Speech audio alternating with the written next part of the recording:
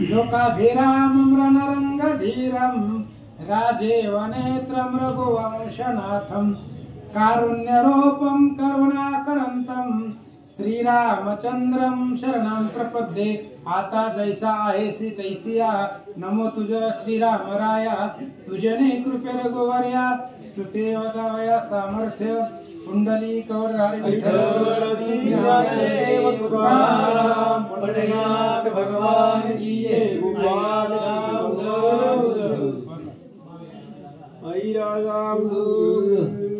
श्री गणेशाय नमः, श्री सीतारामचंद्राभ्याय नमः, श्री महासरस्वते नमः। सूरत राजा कृपा पात्रा मेधाई कवी देवी चरित्रा मार्गेंद्र शिष्य पवित्रा कथा विचित्र सांगत असे। ग्रंथकर्ते या ठिकाणी सांगतायत सुरथ राजा मेधा ऋषी सुरथ राजाला सांगतायत, मार्कंडेय ऋषी आपल्या शिष्यांना सांगतायत आणि सूत शौनकादिकांना नैमिषारण्यामध्ये कथा सांगतात ऐका। सूत शौनिका करी कथन सर्व ऋषी करती श्रवण, तिची कथा तुम सांगेन एकाग्र चित्ते श्रवण करा। सूत शौनकादिक ऋषींना नैमिषारण्यामध्ये सांगतायत की आता देवीचं चरित्र आहे, अत्यंत सुंदर आहे, एकाग्र मन करा आणि सावध पद्धतीनं कथा ऐका। रणी पडल्यावरी चंड मृत्यू पावला असता मुंड, उरले सैन्य जय का प्रचंड रणी पडले असताही। आणि पाठीमागच्या अध्यायामध्ये कालच्या अध्यायामध्ये आपण ऐकलं चंड आणि मुंड या दोन दैत्यांना मारलं आणि या दोन दैत्यांना मारल्यामुळेच कोणी मारलं, काली नावाच्या देवीनं मारलं चंड आणि मुंडांना, आणि त्यांना मारल्यामुळे चामुंडा हे नाव तिला प्रख्यात झालं। ही कथा पाठीमाग झाले। तो दैत्यश्वर शुंभ झाला तत्काळ झाला क्रोधायमान, जैसा निशुंभ आपण क्रोधायमान झाला। आणि चंड मुंडांना मारल्यानंतर ना शुंभ आणि निशुंभ प्रताप थोर बलवान ताकदवान राक्षस त्यांना भयंकर राग आला। ते दोघे प्रतापी केवळ ज्या पुढे काळी कापे चढत, शुंभे बोलावून दैत्य धळ त्यात सांगता झाला। शुंभ आणि निशुंभ अत्यंत पराक्रमी बलवान, ज्यांच्या पुढे काळ सुद्धा चळचळ कापतो, थरथर कापतो। शुंभाने सगळं आपलं जेवढं दैत्य दळ होत सगळं एका जागी बोलवलं।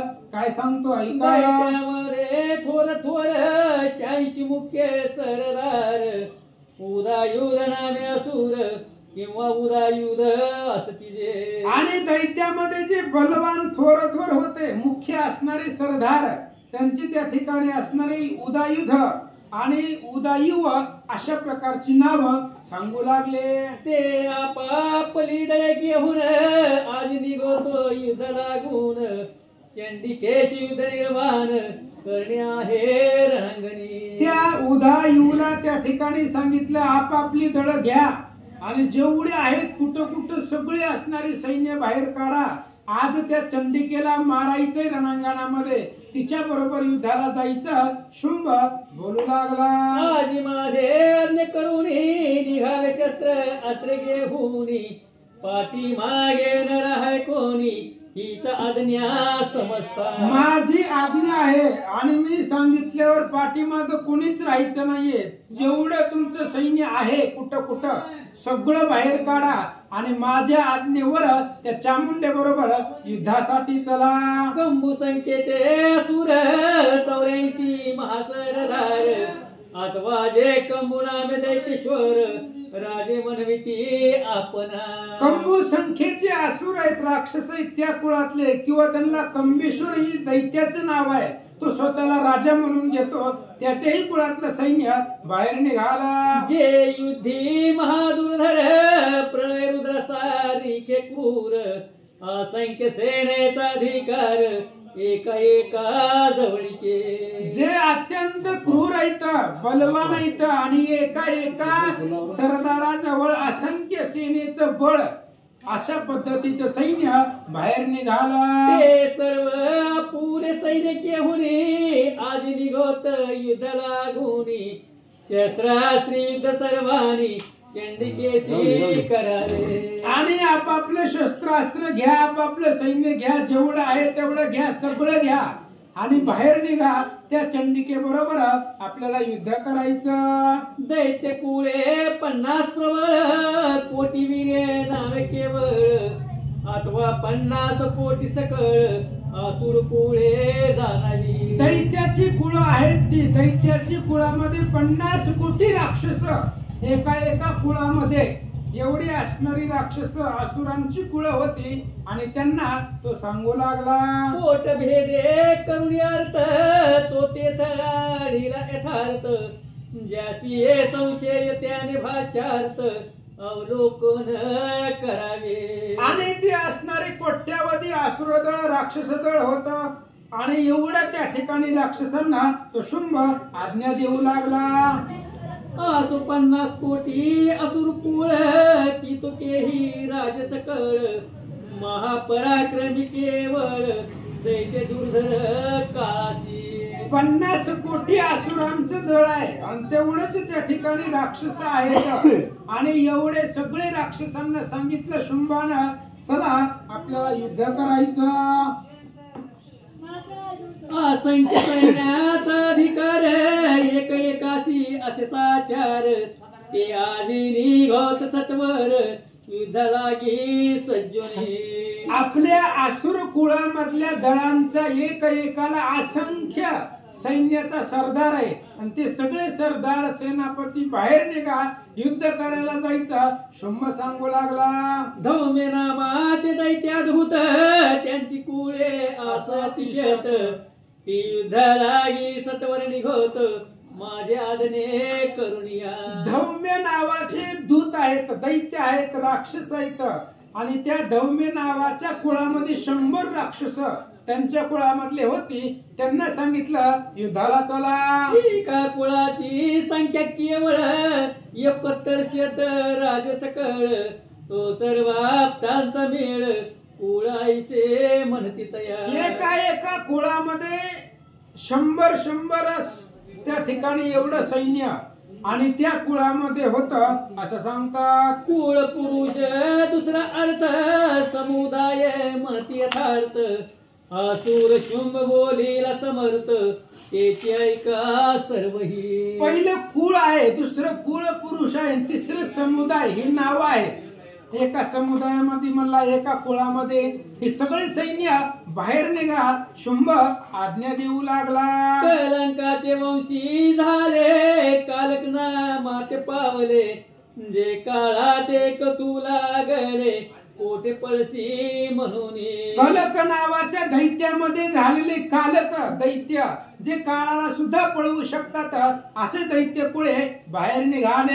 ते कालक महासुर, युद्धा निघोत सत्वर, सोय सैन्य घेऊन अपार, चंडिकेशी झुंजा. आणि ते कालक नावाचे महाअद्भुत राक्षस बाहेर निघा, आपलं सगळं सैन्य घ्या आणि त्या चंडिके बरोबर युद्धासाठी चला. दूरहरांचे वंशी जन्मले, दोहरदाईचे नाम पावले, आजी युद्धा निघत भले, सैन्यासहित आपुल्या. दुर्हादाच्या वंशामध्ये जन्म पावलेले राक्षस धौर्य ही त्यांचं त्या ठिकाणी नाव आहे. आणि त्यांनी आपापलं सैन्य घ्या आणि देवी बरोबर युद्धासाठी चला. जे मरुवंशी जन्मती, मरुव नामा ते पावती, ते युद्धानी गोत निश्चिती, आज आपुल्या सैन्यासी. मरु वंशामध्ये जन्मलेले राक्षस मौर्य, त्यांना त्या दैत्याच्या कुळानं म्हणताय. आणि मौर्य कुळामधले दैत्य बाहेर निघा, युद्धाला चला. जे कालिका वंशी उत्पन्न, कालिकेये नामाभिधान, ते सर्व हे असुरगण, युद्धाला घे निघत की. जे कालिके या दैत्य कुळामध्ये उत्पन्न झालेले राक्षस, कालिका त्यांचं त्या राक्षसांचं नाव आहे. त्या कुळामधले राक्षस युद्धाला चला. हीच आज्ञा समस्ताची, युद्धाची निघावे वेगेशी, घेऊन अपार स्वसैन्यासी, देवी सह युद्ध करा. आणि हीच आज्ञा. शुंभ ही दैत्यपती होता, दैत्यांचा राजा होता. त्यानं आज्ञा दिल्याबरोबर सगळे आतापर्यंत ज्यांचं वर्णन केलं एवढी राक्षस शुंभाच्या आज्ञेवरून बाहेर निघाले. या परी सर्वाज्ञा पुन असुरपती शुंभ जाण जयाचे भय कृत शासन तोही निघता झाला. अशा पद्धतीने सगळे असुरांचा राजा तो शुंभ, जो काळाला सुद्धा शासन करतो, काळाला सुद्धा दंड करतो, असा असणारा तो शुंभ त्या सैन्याबरोबर युद्धाला निघाला. ते सैन्य अति भयंकर अनेक मायावी असुर घेऊन शुंभासुराला युद्धाला लागून ऐसे चंडिकीने पाहुनी चमत्कार करती झाली. अशा पद्धतीने शुंभ असंख्य सैन्य दळभार घेऊन त्या हिमालय पर्वताच्या पायथ्याला युद्धासाठी आला. देवीनं पाहिलं त्या सर्व राक्षसाला शुंभाला गर्जना केली म्हणतात. देवी धनुष्याचा चमत्कार तिने भरले सर्व अंबर भूमीचे कंप सुटला थोर शेष धरू शकेना. अहो देवीने फक्त धनुष्याची दोरी ओढली आणि दोरी ओढल्याबरोबर सगळं आकाश अंबर दुमदुमून गेला. शेषाला सुद्धा पृथ्वीचं वज व्हायला लागलं. एवढा नाद त्या धनुष्याच्या चमत्काराचा झाला. त्यात सिंहाची रोळी नाद भरला ब्रह्मांड गोळी त्यात घंटा नाद ते काळी करती झाली जगदंबा. आणि देवीने धनुष्याचा चमत्कार केला. त्याच्यामध्ये सिंहानं डरकाळी फोडली आणि त्याच्यामध्ये त्या ठिकाणी जगदंबेनं गर्जना केली. एवढा त्रिकोणी आवाज एकत्र झाला. धनुष्य सिंह घंटाचा ध्वनी नाद धनुष्य सिंह घंटाचा ध्वनी नाद भरला दिग्गज करणी तो नाद ब्रह्मांड ऐकोनी देव भयभीत झाले. सगळे देव सुद्धा घाबरले. एवढा आवाज धनुष्याचा चमत्कार आहे, पुन्हा सिंहाची डरकाळी आहे, गर्जना आहे, पुन्हा त्या घंटेचा आवाज आहे. एवढा सगळा आवाज आकाशामध्ये दुमदुमून गेला. देव लोक घाबरले. तेव्हा पसरून या मुख चामुंडा देती झाली हाक भयभीत 14 लोक होते झाले ते देवा. तेव्हा चामुंडा नावाच्या देवीने भयंकर आरोळी दिली. तोंड पसरलं आणि 14ही भुवन गिळलं. एवढा आवेश त्या देवीला आला. त्यात त्यांचे चक्र दैत्याचा हाक अनिवार दिग्गज शेष काळ समुद्र टाकू पाहती मर्यादा. आणि एवढ्या आवाजामध्ये वाद्यांचा आवाज आहे, दैत्यांचं त्या ठिकाणी हाकाय गर्जन आहे. दिग्गज शेष काळ समुद्र सगळं त्या ठिकाणी कापू लागले. देवी सिंह काली चंडिका अवघी मिळून या देखा महाक्रोध दैत्य सकळी का नास इच्छिती झाली. आता इकडे महाराज देवी होती. देवीच्या शरीरापासून काली आणि चंडिका निर्माण झालेल्या होत्या काल. आणि देवी सिंह काली चंडिका एवढी सगळी त्या ठिकाणी एकत्र आले आणि दैत्याकडे पाहू लागले. त्यानंतर नरेंद्र जे होते झाले वर्तमान सांगतो मी तुझं लागून एकाग्र चित्ते अवधारी. आणि सुरथ राजाला ऋषीवर्य सांगतायत, राजा एवढं इथपर्यंत झालं, पण याच्या पुढे एक वेगळं घडलं. जी काही कथा झाले ते तुला सांगतो, लक्ष देऊन ऐका. सर्व दैत्यांचा व्हावा नाश व्हावा सर्व देवांचा उत्कर्ष म्हणून शक्ती सावकाश सर्व देवाच्या पातल्या ते. आणि असं घडलं त्या ठिकाणी सगळ्या दैत्यांचा नाश व्हावा आणि देवांचं राज्य यावं, देवांचा उत्कर्ष व्हावं. याच्यासाठी देवांच्या ज्या शक्ती आहेत, जेवढी देवलोक आहेत त्या देवांच्या स्वशरीरापासून शक्ती बाहेर आल्या. कोण कोण आले ऐका. ज्या देवांचे जैसे रूप बळ तैशाच त्यांच्या शक्ती केवळ हरिहर ब्रह्मादि सकळ शक्ती रूपे पातले. ज्या देवांचं जसं बळ आहे, जसं ज्याचं रूप आहे, त्याच देवाची शक्ती बाहेर निघाली. म्हणजे आता विष्णू असेल तर वैष्णवी त्याची असणारी शक्ती, ब्रह्मदेव असेल तर ती ब्रह्मी. अशा पद्धतीने हरिहरासहित सगळे आपापले शक्तीच्या स्वरूपामध्ये उत्पन्न झाले. इंद्र स्कंद वराह नरसिंह याही देवांच्या शक्ती सर्व घेऊन आपापले वैभव रूपभूषण वाहनादी. पुन्हा इंद्र आहे, स्कंद आहे, वरा आहे, नृसिंह, ह्या देवांच्या ज्या शक्ती आहेत त्यांच्या स्वशरीरापासून निर्माण झाल्या आणि चंडिकेला सहाय्य म्हणून आल्या. चंडिकेसी सहाय्य होऊन करावे दैत्याचे निर्मूलन. यास्तव शरीरापासून निघून युद्धालागी पातल्या. आणि सगळ्या देवलोकांच्या शरीरापासून त्यांच्या शक्ती बाहेर निघाल्या आणि चंडिकेला सहाय्य व्हावं आणि सगळ्या दैत्याच्या कुळांना वधावं म्हणून देवीला सहाय्य झाल्या. हंसयुक्त विमानी बैसली स्फटिकमाला हस्ती धरिली. कमंडलूने शोभा दाविली एक हस्ती जिहेच्या. आता ब्रह्मदेवाची शक्ती ब्रह्मदेवापासून निघाली. हंसयुक्त विमानामध्ये बसलेली आहे, हातामध्ये माला आहे, हातामध्ये कमंडलू आहे, अशी शोभा त्या शक्तीची दिसू लागले. ऐशी ब्रह्म शक्ती ब्राह्मणी ब्राह्मी म्हणती तेरा गुणी. चतुर्मुख रूप धरोनी युद्धालागी आली. आता ब्रह्मदेवाचं मूळ स्वरूप चतुर्मुख आहे. चतुर असणारा चतुरानं नाही तो, आणि त्याची शक्ती तशीच बाहेर पडली. 4 तोंडाचे, हातामध्ये कमंडलू आहे. ब्रह्मी त्या असणाऱ्या देवीचं नाव होतं. ब्रह्मदेवापासून निर्माण झाली, देवीला सहाय्य आले. माहेश्वरी शक्ती जाण वृषभारूढ आली होऊन. एक हात त्रिशूळ घेऊन पंचमुखी शोभा. आता महादेवापासून त्यांच्या अंगातून शक्ती निघाली, तिला माहेश्वरी नाव आहे. पंचमुख आहे तिला, हातामध्ये त्रिशूळ आहे, पाठीमागे जटा आहेत, वृषभावरती बसलेली ती जगदंबा महादेवापासून तयार झाले आणि देवीच्या सहाय्याला आले. सर्पांची वलय भूषणे बहुत चंद्ररेखा भारी शोभत.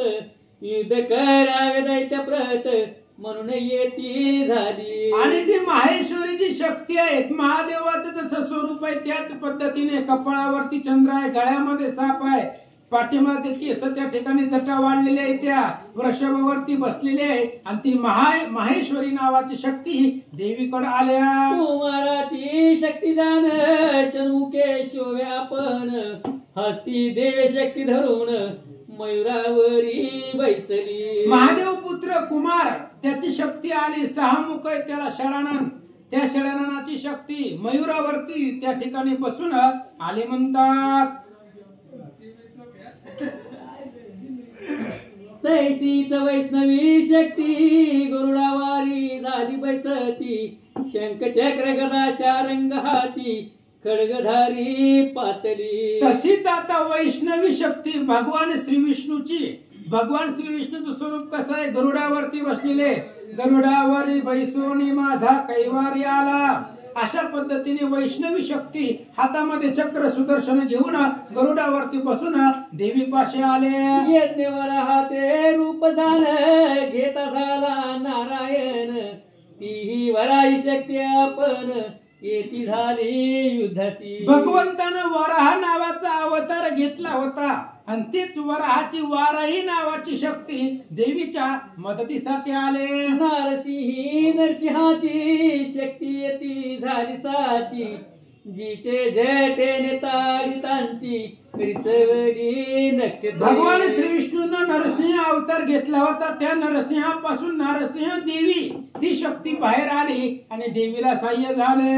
निघाल्या तेजाच्या त्या हयात तेने विजा जाती करपोनिया.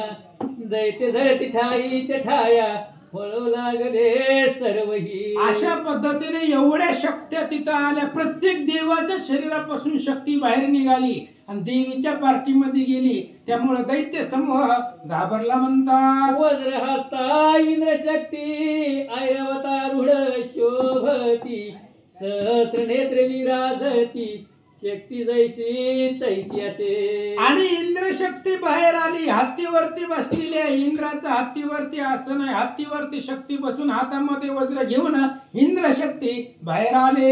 या प्रकारे इतक्या शक्ती मिळाल्या असतानेची ती. तेथे प्रकटला उमापती प्रलयारूढ त्या काली. अशा पद्धतीने सगळ्या देवतांच्या शक्ती जगदंबेला चंडिकेला सहाय्य झाल्या आणि एवढ्या वेळामध्ये महादेवानं आपलं स्वरूप प्रगट केलं. महादेव तिथं प्रगट झाले. काय होतं ऐका. सर्व शक्ती सहित जाण मिळून बोले पंचवदन, आता करावे दैत्य हनन, चंडिके त्वा निर्धारे. सगळ्या शक्ती सहित महादेवानं भगवान श्री शंकरांनी सांगितलं चंडिकेला बिनधास्त युद्ध करा. आता आम्ही पाठीशी मागे. पाठीमाग एवढा त्या ठिकाणी शक्तींचा समूह आहे. त्यामुळे आता तुम्ही युद्ध करा, दैत्याचं हनन करा. महादेवजी बोलू लागले. इतक्यात देवी देहापासून निघाली शक्ती अतिभीषण, तिचे हि राम चंडिका जाण, अनंत शिवा व्यस्थित जी. आणि महादेव चंडिकेला बोलत असताना चंडिकेच्या शरीरापासून एक देवी उत्पन्न झाली, बाहेर निघाली. तिचंही नाव चंडिका होतं. आणि महादेव आणि ती बाहेर निघालेली चंडिका काय संवाद होतो ऐका. ती अति उग्र शक्ती भारी, असंख्यात गर्जन करी, मने सदाशिव अवधारी, दूतवत तुम्ही करावे. आणि ती चंडिका म्हणू लागली महादेवाला. म्हणले महादेवजी एक काम करा. म्हणले आता माझं दूताचं काम करा. म्हणजे माझा दूत तुम्ही व्हा. मी जे तुम्हाला निरोप सांगणार आहे तो निरोप तुम्ही दैत्यांना जाऊन सांगा. चंडिका महादेवाला बोलू लागल्या. मी असे अपराजिता, तू धूम्र जटिल तत्वता, ईशान शंकर तू अनंता, तरी एक आता करावे. आणि चंडिका सांगू लागल्या महादेवा तुमचं अद्भुत स्वरूप आहे. जटा पाठीमाग वाढलेले, डोक्यावरती चंद्र आहे, गळ्यामध्ये सर्प आहे. एक माझं काम करा. कोणतं ऐका. दूत होऊनी जाई वेगी, शुंभ निशुंभाचे पार्श्वभागी, अति गर्विष्ठ दानवा लागी, बोध तुवा करावा. आणि चंडिका महादेवाला सांगू लागली तुम्ही माझं दूत व्हा आणि शुंभ निशुंभापाशी जावा आणि माझा एक निरोप शुंभ निशुंभांना सांगा. चंडिका महादेवाला बोलतात. अन्य ही जे जे दानव तया संगे असती सर्व, त्या सर्वाचा ज्ञान भाव होय ऐसे करावे. आणि चंडिका महादेवाला सांगू लागल्या तुम्ही बलवान आहेत, हुशार आहे, त्यामुळे तुम्हीच जावा.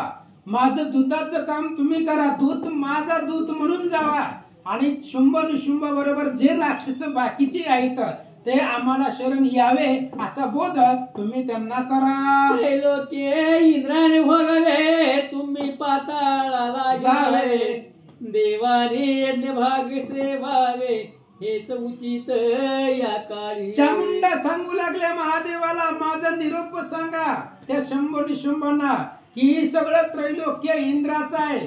स्वर्गाधिपती तो इंद्र आहे.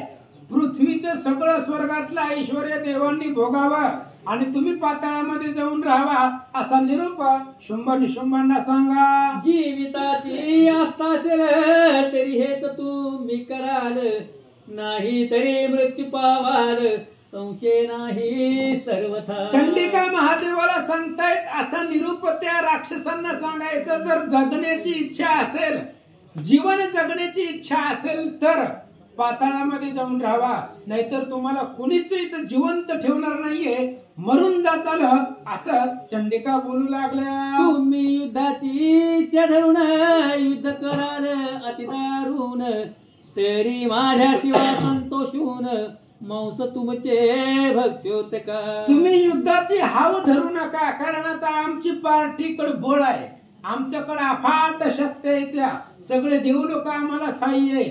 त्याच्यामुळे तुम्ही जर युद्ध करायला लागले तर तुमची मांस आमच्या हे शक्ती भक्षण करतील असं चामुंडा बोलू लागल्या. देवीने या प्रकारे सांगून शिवाशी पाठविले जाण, म्हणून तिचे नामाभिधान शिवदूती झाले. आणि त्या चंडिकेच्या शरीरापासून निघालेली देवी आणि त्या देवीनं महादेवाला दूतत्व करण्याचं काम सांगितलं, म्हणून तिला त्या ठिकाणी असणारा शिवदूती नाव प्राप्त झालं. ती शिवदूती शिवरूपिणी विख्यात होती झाली जणी, असो तेव्हा शिव जाऊनी दैत्याची सांगत झाला. आणि ती शिवदूती शिवरूपिणी होती. भगवान श्री शंकर त्या चामुंडेचा दूत म्हणून त्या असणाऱ्या शुंभ निशुंभाकडे गेले.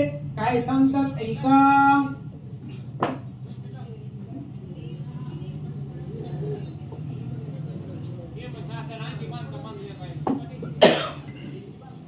पुंडरी गौरदेव हरी विठ्ठल श्री ज्ञानदेव तुकाराम पंढरीनाथ भगवान की जय. श्री गणेशाय नमः. श्री पांडुरंगाय नमः. श्री परशुरामचंद्राय नमः. ही शिवदूते शिवरूपिणी विख्यात होती झाली जणी. असो तेव्हा शिव जावोनी दैत्याशी सांगता झाला. आणि तीच शिवदूती त्या ठिकाणी असणारा त्या चंडिकीच दूतत्व भगवान शंकरांनी केलं म्हणून त्या देवीला शिवदूती नाव पडलं. असो महादेव त्या असणाऱ्या चंडिकेचा निरोप घेऊन शुंभ निशुंभाकडे आले. काय सांगतात ऐका. तुम्ही जावे पाताळासी इंद्रे भोगावे स्वर्गाशी ऐशी ऐकोनी दैत्याशी क्रोध येता झाला. महादेवांनी सांगितलं शुंभ निशुंभांना तुम्ही पाताळामध्ये जावा आणि ही जी काही स्वर्ग संपत्ती आहे ती इंद्राला भोगू द्या असं महादेवांनी सांगितल्यावर राक्षसांना राग आला. योध करावया लागोनी असंख्यात शस्त्रे सजोनी जेते होती कात्यायनी तेथे पातले सर्वही. आणि सगळे असणारे राक्षस त्या ठिकाणी युद्धाला तयार झाले आणि इकडे देवी सुद्धा हातामध्ये शस्त्रास्त्र घेतले युद्धाला तयार झाले. कात्यायनी पशी आले. ऐका. राज ऋषीचे गोत्र त्याशी कात्य म्हणती सर्वत्र. यात उत्पन्न झाली पवित्र म्हणून कात्यायनी ती. मग ती कात्यायनी देवी कशी निर्माण झाली. कतराज नावाची ऋषी त्यांचं गोत्र आहे त्यांच्या गोत्रामध्ये उत्पन्न झालेली ती पवित्र स्त्री त्या असणाऱ्या कतराज ऋषीच्या गोत्रामध्ये निर्माण झाली म्हणून तिला कात्यायनी म्हणतात असं सांगतात. त्या देवीवरी असुरपती नाना शरवर्षाव करीती सोल परशु चक्र शक्ती आणि ती तेव्हा निशंक. आणि त्या देवीच्या वर त्या ठिकाणी कात्यायनी देवीवरती शुंभ त्या ठिकाणी शस्त्रांचा अफाट वर्षावर करू लागला. मुक्त प्रगट युद्ध करीती दैत्यानेक स्वरूपे धरिती विचित्र आसुरी माया दाविती नानावानी बैसोनिया. दैत्य होते महाराज राक्षस मायावी आहेत. कधीच धर्माने युद्ध कोणत्याच राक्षसाने केलेलं नाहीये.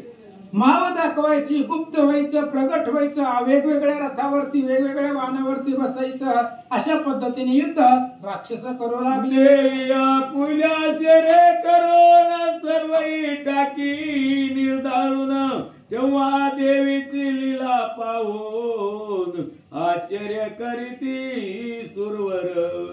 आणि देवी त्या राक्षसांनी टाकलेली शस्त्रास्त्र तोडून सगळे त्या ठिकाणी त्यांचे राक्षसाचे शस्त्रास्त्र देवीने तोडले नवीन बाण सोडले.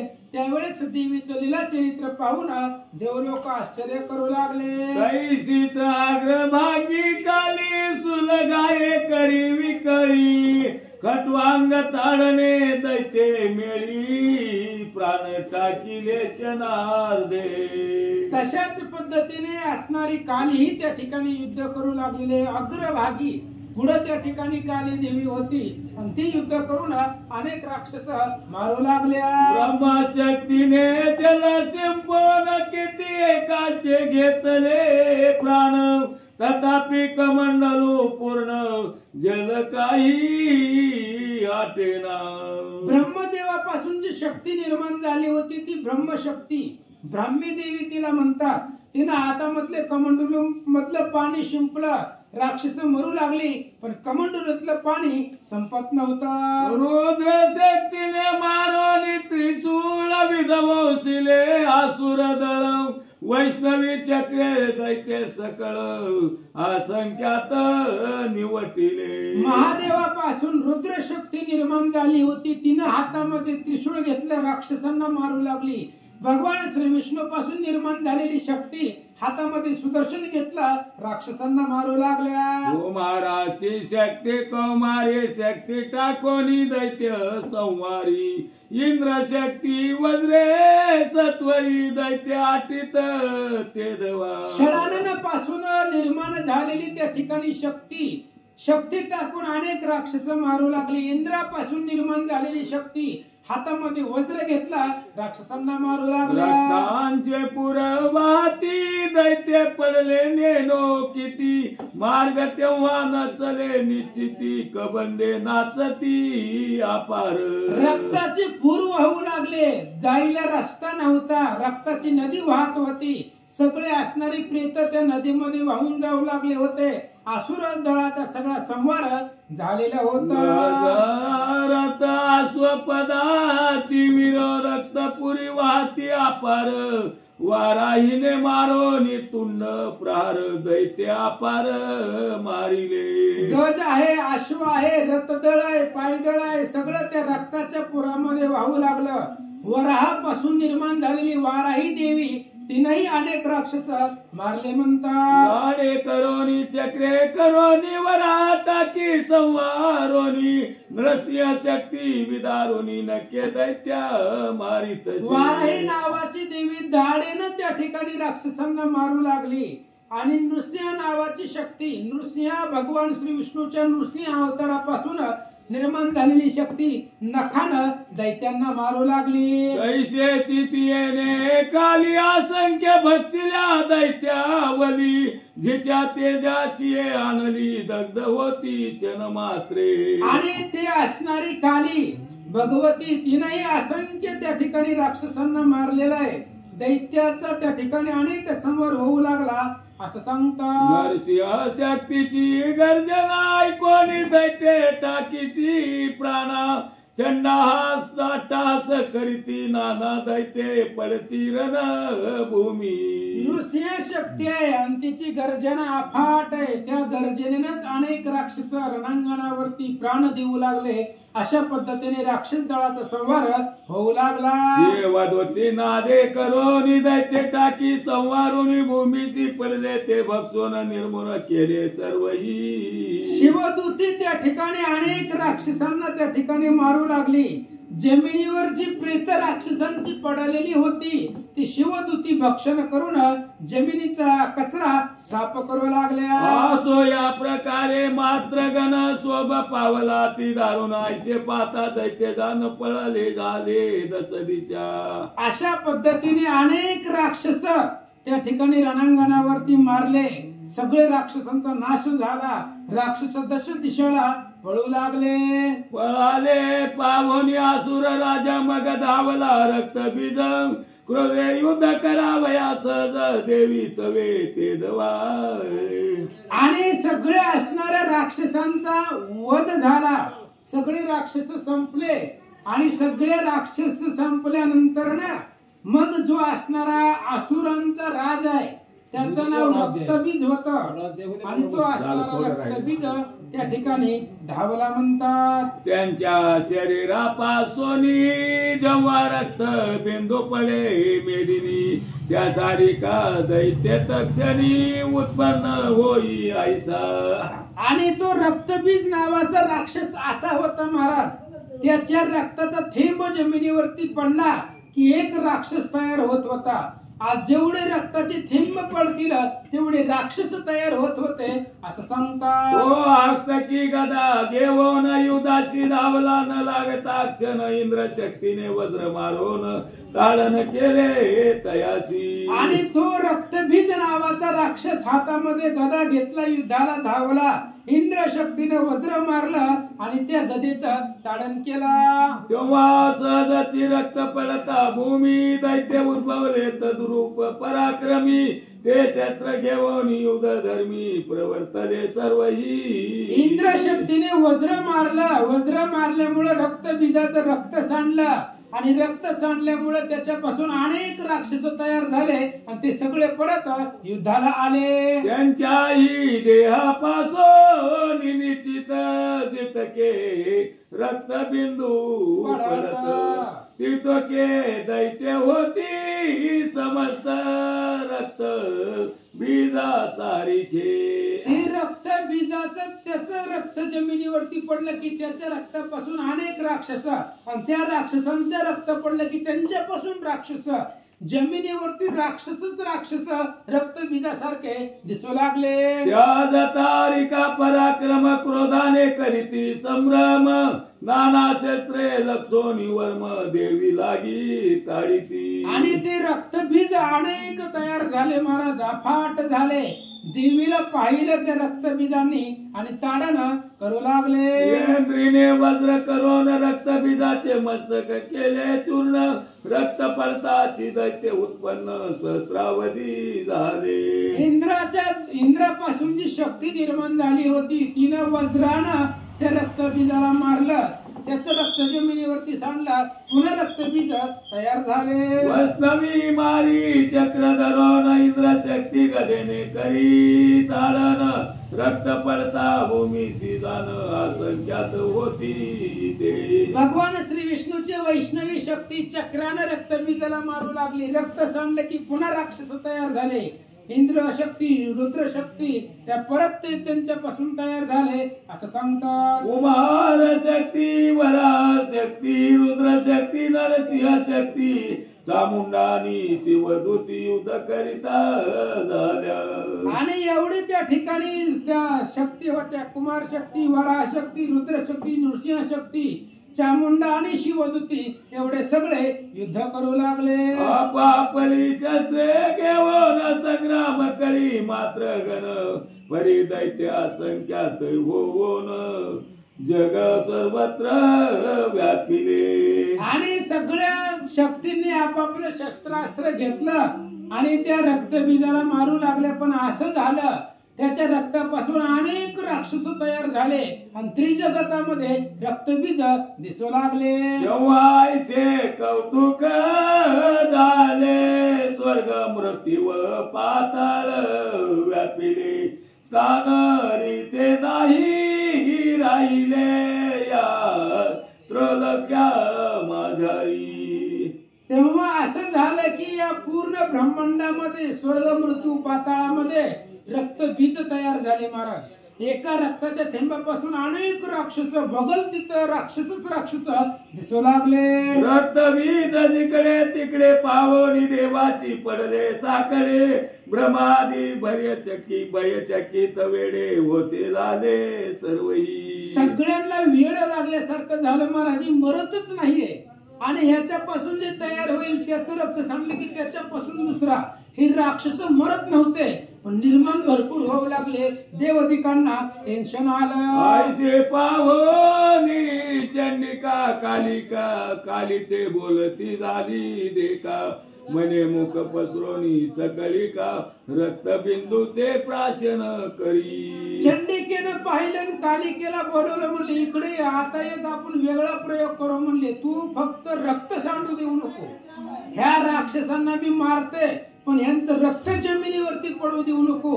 यांचं रक्त भक्षण करा. चंडिका कालीला बोलतात, रक्तापासून उत्पन्न असुर त्याचे भक्षण करी सत्वर. तू जर सांगितला हा प्रकार करिता मरण पावेल ग तो. चंडिका कालिकेला सांगतायत फक्त यांचं रक्त जमिनीवरती पडू देऊ नको. बाकी एक राक्षस यातला ठेवत नाही आणि असं जर आपण केलं तरच ही राक्षस मरणार आहे. तर चंडिका कालीला बोलतात, आईसे सांगोनी देवी त्वरित सुल घेऊन असे मारित काली मुख पसरोनी गिळीत रक्तबिंदू ते काली. अशा पद्धतीने लगेच चंडिकेनं हातामध्ये त्या ठिकाणी शस्त्र घेतलं आणि राक्षसांना मारायला सुरुवात केलं. कालीला बरोबर घेतलं.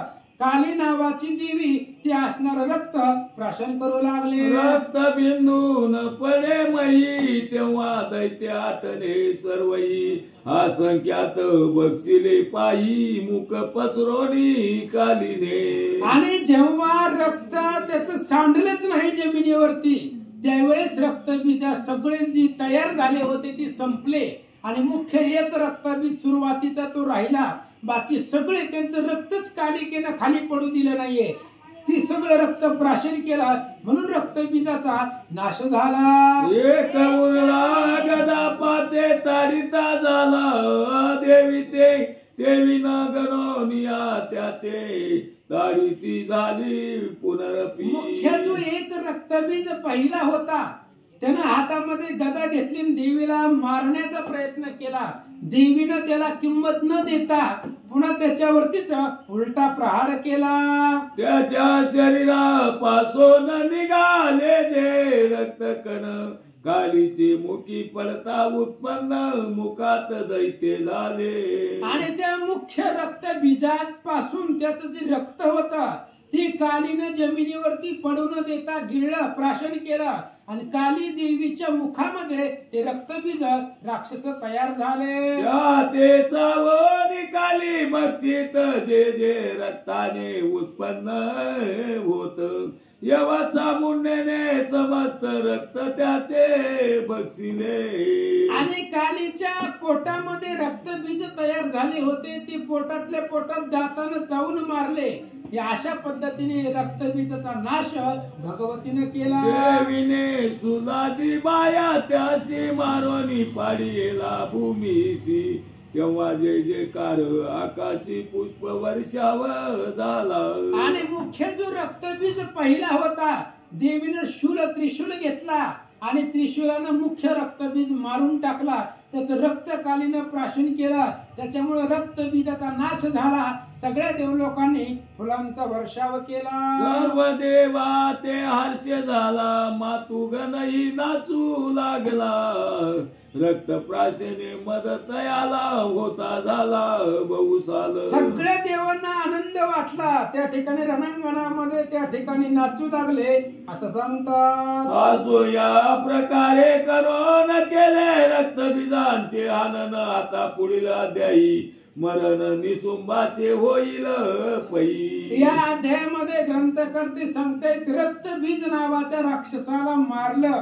आता पुढच्या येणाऱ्या अध्यायामध्ये निशुंबाचा वध होईल. ऐका. व्यासे जैसे वर्णन केले आणि देवीने जैसे बोलाविले, तैसेची येते निरूपिले संशय नाही सर्वथा. व्यास महाराजांनी जसं वर्णन केलंय आणि देवीने जसं बोलवलंय तसंच इथं मी निरूपण केलं, याच्यामध्ये संशय घेऊ नका. याचे करिता श्रवण पठन सर्व संकटे जाती निरोसून, श्रवण करी देवी आपण भक्ता जवळी बैसोनिया. ही देवी महात्म्य खूप गोड चरित्र आहे महाराज. देवीचं चरित्र, ही देवीचं चरित्र जर तुम्ही ऐकलं तर तुमची संकट संपत आहे आणि तुमची संकट घालवण्यासाठी तरी हे देवीचं चरित्र ऐका. आणि दुसरा फायदा सांगितला महाराज, देवीचं चरित्र जो सांगतोय त्याच्या शेजारी किंवा त्याच्या समोर देवी भगवती जवळ बसते आणि हे तिचं चरित्र ती स्वतः ऐकते असं सांगतात. चंडिके तुझा नमस्कार माझे असोत वारंवार, राम तव चरणांचा किंकर शरणांगत सद्भावी. आणि राम ग्रंथ करते सांगतायत त्या चंडिकेला माझा नमस्कार वारंवार असो. पुंडलिक वरदारी विठ्ठल श्री ज्ञानदेव तुकाराम